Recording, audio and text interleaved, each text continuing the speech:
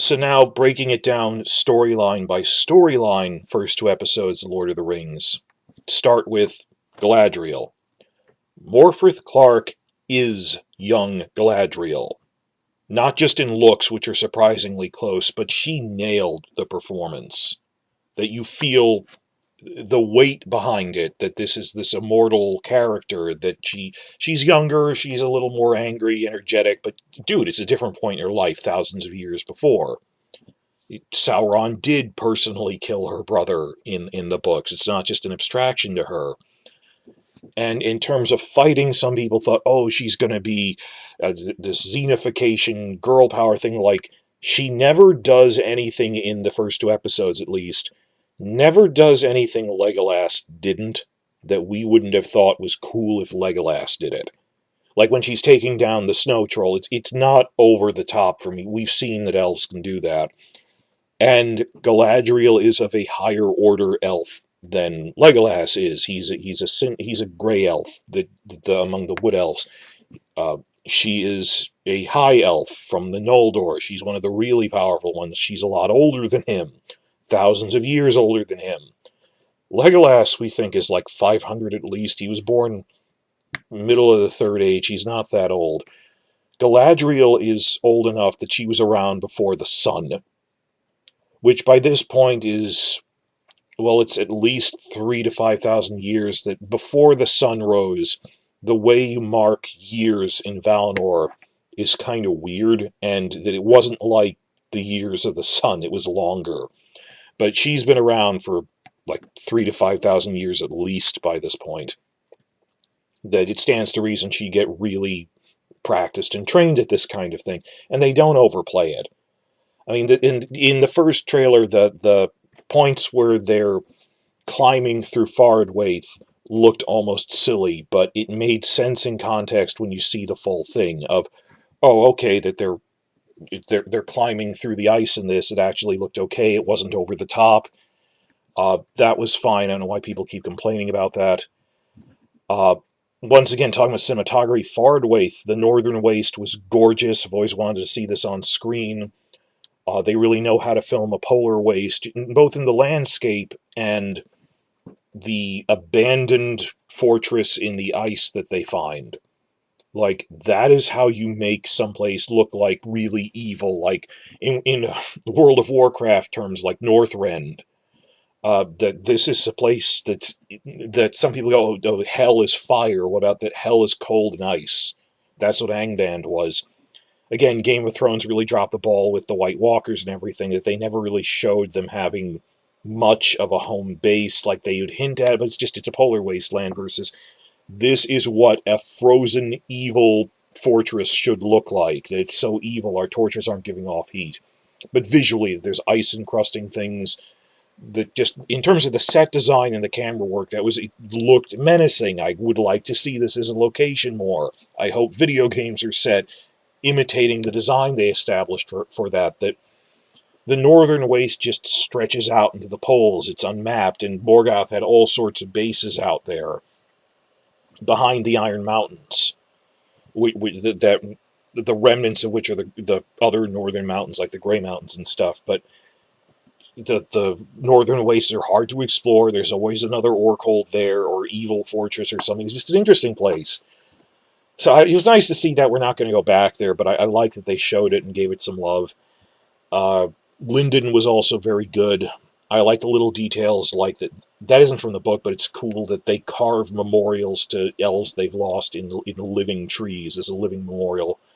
So, but Lindon was nice. And again, I'm not that big of an elf fan from the Lord of the Rings movies. I like them, but I was always a dwarf guy, just because some people are into the etherealness of the elves. I never really. I mean, I know their histories and stuff, but I like the Legolas and Thranduil hands-on stuff more with the fighting than here we are being ethereal. Wasn't my thing. So, yeah, I like the fighting stuff they do more, because when you read the Silmarillion, it's not just here we are standing around in a grove of trees. It's the sons of Feanor fighting off waves of enemies on Himring, and it's massive armies clashing with each other, not just, hey, I'm an elf in the woods. Sorry to ramble like that. Just uh, I got a real feel for this. I liked her as Galadriel. Her dialogue was always on point. It was always moving the story forward in the first episode. And just, it was touching all the points I've talked about in like teaser trailers and stuff of, yes, talking politics with Gil-Galad, that we're throwing too many people into risky hunts. We haven't seen the orcs in years. I talked about this when I broke down the teaser, that I like that Gil-Galad is not portrayed as an idiot. People brought that up in the comments. But he's being cautious. That, yeah, I kind of think Sauron is out there, but I don't want to tip my hand, is what the feeling I got. He had that conversation with Elrond where he said, yeah, I don't want them to know that we suspect they're back. But we should start preparing for that. That he's prudently going, well, let's husband our resources and focus on, apparently, the Rings of Power project with Celebrimbor forging the rings, is what Gil-Galad wants to do, which is a different approach. Well, let's build up our power base with the Rings of Power and not just send scouts after them. It'll just tip them off. So Galadriel, all of episode 1 was great. I will get back to her storyline at sea because that is very separate from the end of episode 1 onwards. Of the fact that she'd leave onwards is a separate thing, but the whole forward way to arguing with Gil-Galad of we need to do more, she was perfect. One complaint, though, is where is Celeborn, her husband and father of her daughter, who eventually marries Elrond? I guess they're going to introduce him later. I mean, we're complaining, where the hell is Celeborn? They have a 5-year plan. I mean, I would ask this, but let's see what they're planning with that. But Galadriel is fine. Related to this, of course, is Elrond. Robert Aramayo is great as young Elrond. He's a scholar. He's a diplomatic. He's very. You can see he's intelligent and witty and thinking of what to say, skillfully to not manipulate people, but he's deft at handling the situation diplomatically. He's Gil-Galad's right-hand advisor and herald, as in the book. He's friends with Galadriel, even if he disagrees with her. He's doing it nice. Come on, Galadriel, we're sending too many people out. And I like from interviews I've seen recently, they explain that, well, this is a younger and more optimistic Elrond. And we're trying to play it that way on purpose, that the Elrond you see at the beginning of Fellowship of the Ring going, men are weak, and we can't put faith in them, and who doesn't have faith in other races anymore. But I think even Fellowship of the Ring, demonstrated why. It then cuts to a flashback showing, I was there when Isildur took the One Ring and the moral strength of men failed. That's like the fall of man, almost. That he saw the alliances break up, saw Isildur take the One Ring, and they're saying, well, this is before that, and his character arc is going to be that as the war with Sauron happens, he gets, I wouldn't say embittered, but it shakes his faith in everyone. So this is the young, optimistic Elrond. It's a self-conscious choice they're doing. They already explained this in interviews. I'm fully behind it. If you think, oh, well, shouldn't Elrond be this stern father figure? He's pretty young in this. Elrond was born right at the end of the First Age. He is a very young elf, without getting into too much detail behind everything else. I mean, he's still like 3,000 by this point, but Galadriel is ordered. She's, oh, how many generations back? Great-grandparents back would be by the years of the trees before the sun rose. So, moving on, though, for the Elrond storyline, he was good with Galadriel and in his Gil-Galad scene, and then it really kicks into high gear in the second episode. They are right to put these back to back, where we see him talking with Celebrimbor in Eregion. There weren't as many wow moments in this series for me, but you think, oh, I'm going to be talking about the visuals and CGI. One of the best scenes for me was just watching Elrond's awe at seeing Feanor's hammer that forged the Silmarils. And they mentioned the Silmarils by name. And that's the I talked about in the thing about the prologue. They don't explain that Morgoth took the Silmarils, or what the Silmarils are, or why they were fighting over them in relation to the two trees. Like, this is an Easter egg for book fans, and I appreciated it. And I think their attitude is people should know this, but it's not as friendly to the casual viewer of what's so great about the Silmarils. Tell me in the comments if you understood that. One of the few moments that, like, I really felt awe was like Elrond in his body language that he's afraid to even touch it. And Celebrimbor is just, yeah, he's petting it, brushing dust off it. A mistake was they didn't explain that Celebrimbor is Feanor's grandson, which they might do in the later episodes. That's not really a mistake, but that was also a very well done scene, very well acted. I really like the detail they added.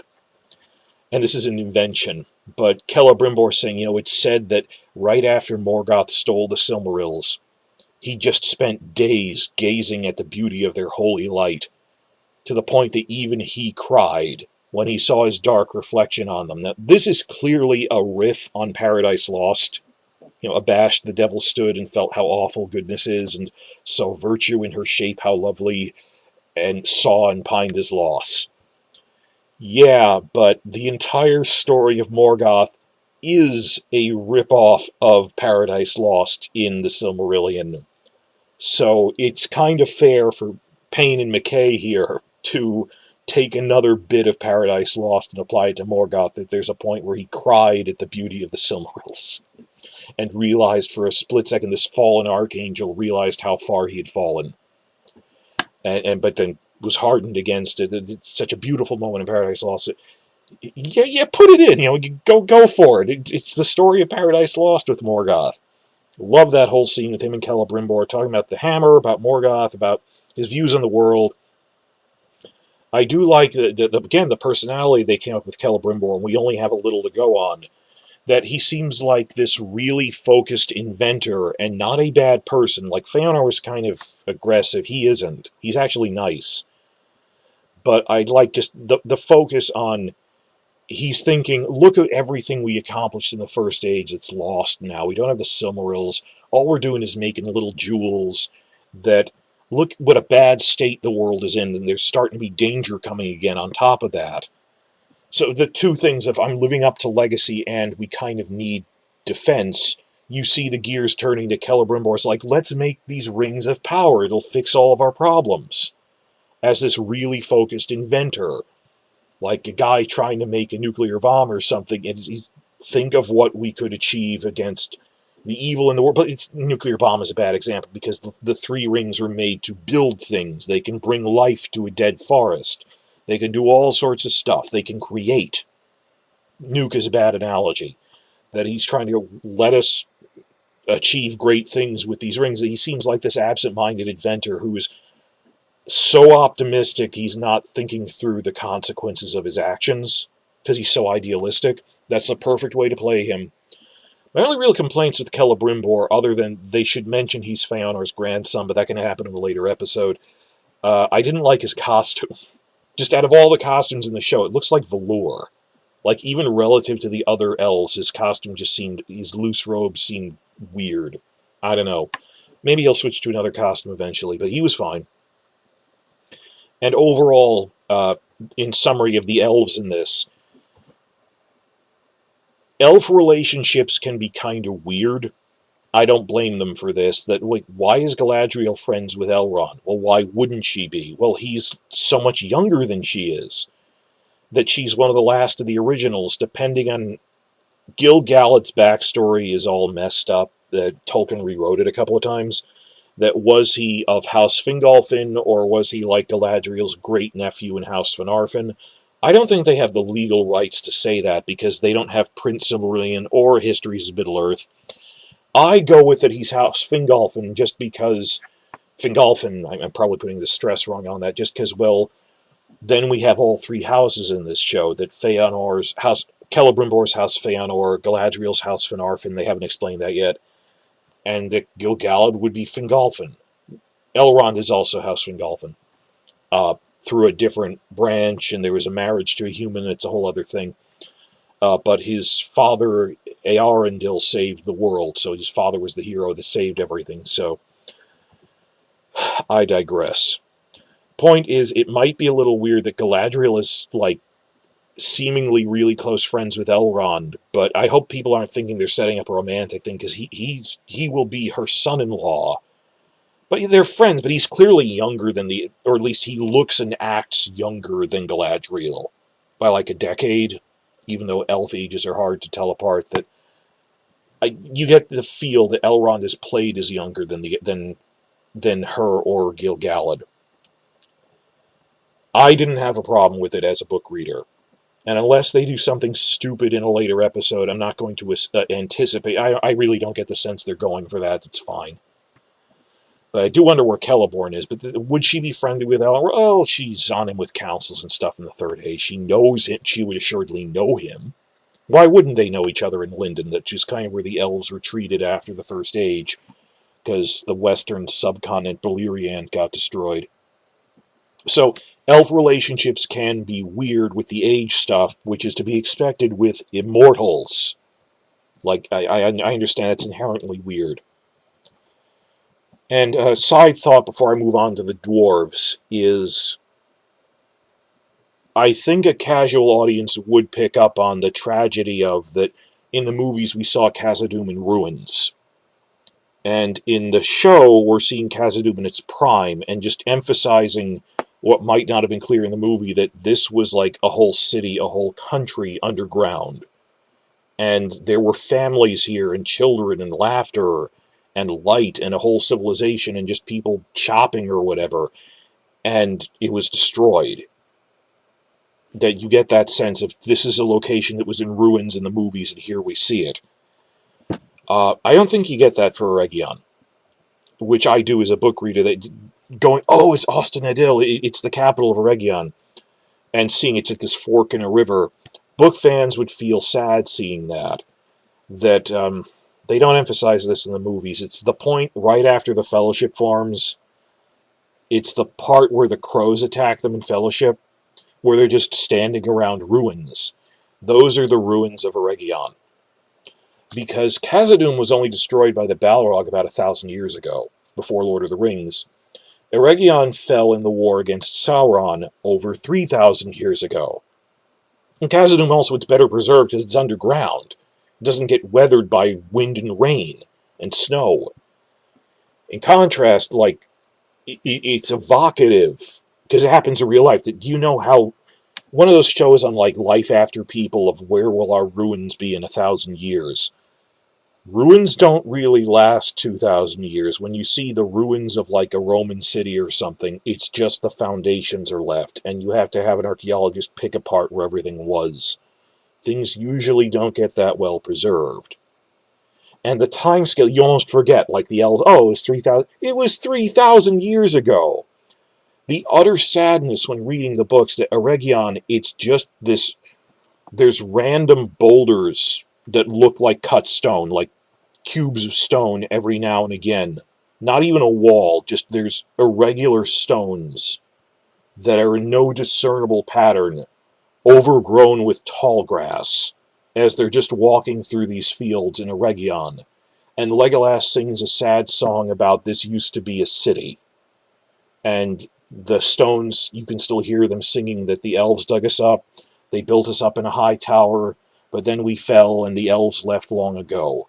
Something along those lines. I'm doing this from memory. That just how evocative that is, that Tolkien frequently describes this ruins that have faded into the grass.